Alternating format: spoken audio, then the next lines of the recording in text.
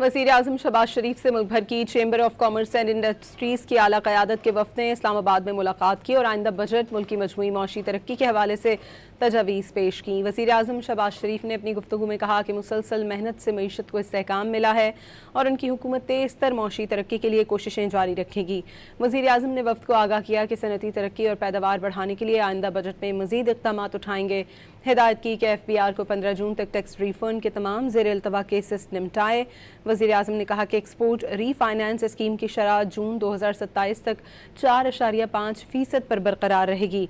उन्होंने Pakistan revenue automation limited का मरकजी दफ्तर कराची मुंतकिल करने जबकि कारोबारी बरादरी की दरख्वास्त पर वज़ीर आज़म की गुजरात में पासपोर्ट का दफ्तर खोलने की हिदायत जारी की। वज़ीर आज़म शहबाज शरीफ से मुल्क भर की chamber of commerce and industries की आला क़यादत के वफ़द ने इस्लामाबाद में मुलाकात की और आइंदा बजट मुल्क की मजमूई मौशी तरक्की के हवाले से तजावीज़ पेश की। वज़ीर आज़म शहबाज शरीफ ने अपनी गुफ्तगू में कहा कि मुसलसल मेहनत से मईशत को इस्तेहकाम मिला है और उनकी हुकूमत तेज़ तर मौशी तरक्की के लिए कोशिशें जारी रखेगी। वज़ीर आज़म ने वफ़द को आगाह किया कि सनती तरक्की और पैदावार बढ़ाने के लिए आइंदा बजट में मज़ीद इक़दाम उठाएंगे। हिदायत की कि FBR को 15 जून तक टैक्स रिफंड के तमाम ज़ेर इल्तवा केसेस निपटाए। वज़ीर आज़म ने कहा कि एक्सपोर्ट रीफाइनेंस स्कीम की शरह जून 2027 तक 4.5% पर बरकरार रहेगी।